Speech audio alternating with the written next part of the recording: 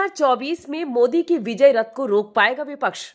यह सवाल आए दिन चौक चौराहे से लेकर सत्ता के गलियारों तक में पूछा जाता है। सवाल पूछे जाने की वजह भी दो है।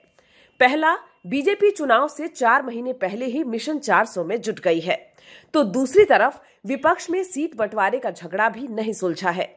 सवाल पूछे जाने की दूसरी बड़ी वजह उत्तर भारत, खासकर हिंदी बेल्ट में बीजेपी का परफॉर्मेंस है।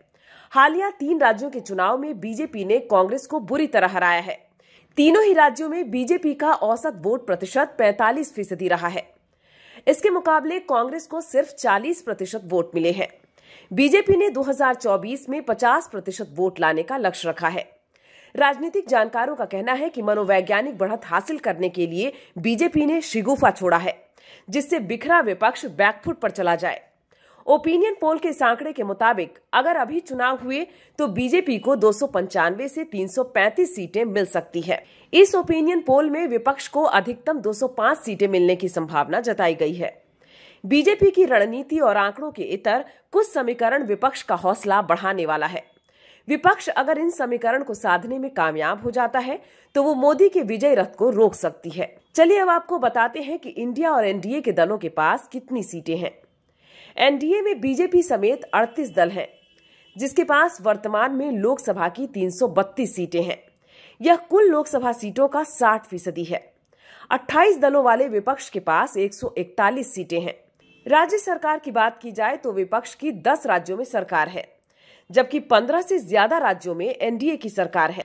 लोकसभा की सबसे ज्यादा सीटें यूपी, महाराष्ट्र, पश्चिम बंगाल, बिहार और तमिलनाडु में हैं। इन टॉप 5 राज्यों में से 3 राज्यों में इंडिया गठबंधन की तो 2 राज्यों में एनडीए की सरकार है। अब इन 3 आंकड़ों से समझिए विपक्ष को कहां करना होगा खेल। सर्वे के अनुसार इन राज्यों में छोटी पार्टियां जीत की गारंटी असम, बिहार, छत्तीसगढ़, झारखंड, पूर्वोत्तर, ओडिशा और पश्चिम बंगाल की 153 सीटों पर अन्य पार्टियां काफी महत्वपूर्ण हैं। ओपिनियन पोल के मुताबिक यहां एनडीए को 42% वोट मिल सकता है, जिससे वो 80 से 90 सीटें आसानी से जीत सकती है। इंडिया गठबंधन को 38% वोट मिलने का अनुमान जताया गया है। इंडिया गठबंधन को इन राज्यों में 50 से 60 सीटें मिलने की बात कही गई है। अन्य पार्टियों के खाते में 20% वोट और 10 से 20 सीटें जाने की संभावना जताई गई है। राजनीतिक जानकारों का कहना है कि इंडिया गठबंधन अगर इन राज्यों में अपना समीकरण दुरुस्त कर लेता है और छोटी पार्टियों का वोट 4 से 5% तक शिफ्ट करा लेता है तो यहां सीटों का हिसाब किताब उलट सकता है। बंगाल, बिहार और झारखंड में इंडिया गठबंधन ने छोटे छोटे दलों को जोड़ने का काम जरूर किया है, लेकिन असम और ओडिशा में अभी भी छोटे दलों से समझौते पर बात नहीं बनी है। राजनीतिक जानकारों का कहना है कि कांग्रेस को भारत के उत्तर भाग में स्थित दिल्ली, हरियाणा, यूपी, पंजाब, उत्तराखंड, कश्मीर, एमपी, राजस्थान और हिमाचल में लोकसभा की कुल 180 सीटें हैं। ओपिनियन पोल डेटा के मुताबिक लोकसभा चुनाव में इन राज्यों से एनडीए गठबंधन को 150 से 160 सीटें मिल सकती है। इंडिया को 20 से 30 सीट मिलने की बात कही गई है।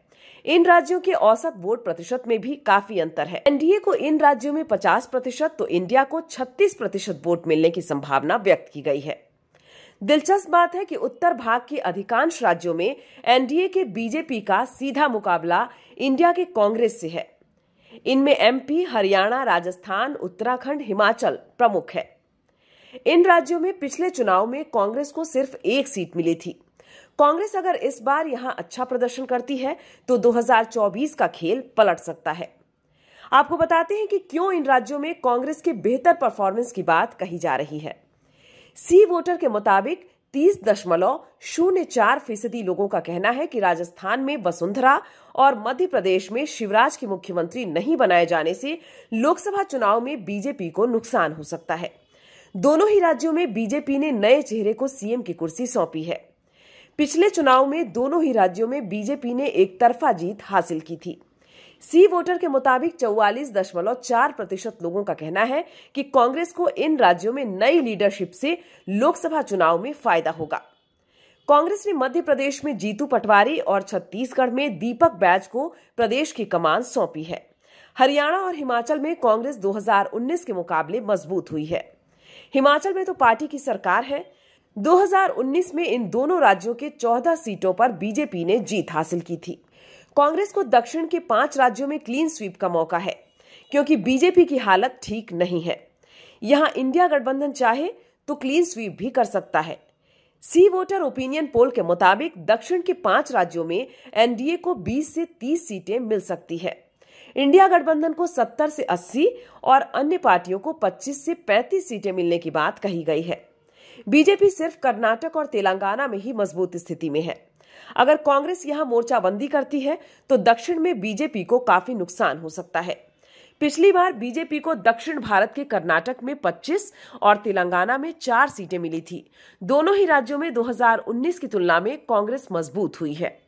कर्नाटक और तेलंगाना में वर्तमान में कांग्रेस की सरकार है। इन मोर्चों पर भी करना होगा विपक्ष को काम। हर मीटिंग के बाद कलह की खबरें जिस तरह से सामने आती है, इससे जनता के बीच गलत संदेश जाता है। दूसरी बड़ी खामी चेहरे को लेकर है। सर्वे में 34% लोगों ने राहुल गांधी को प्रधानमंत्री पद के लिए उपयुक्त चेहरा माना, जबकि 13% ने सीएम अरविंद केजरीवाल, 10% ने नीतीश कुमार, 9% ने ममता बनर्जी का नाम लिया।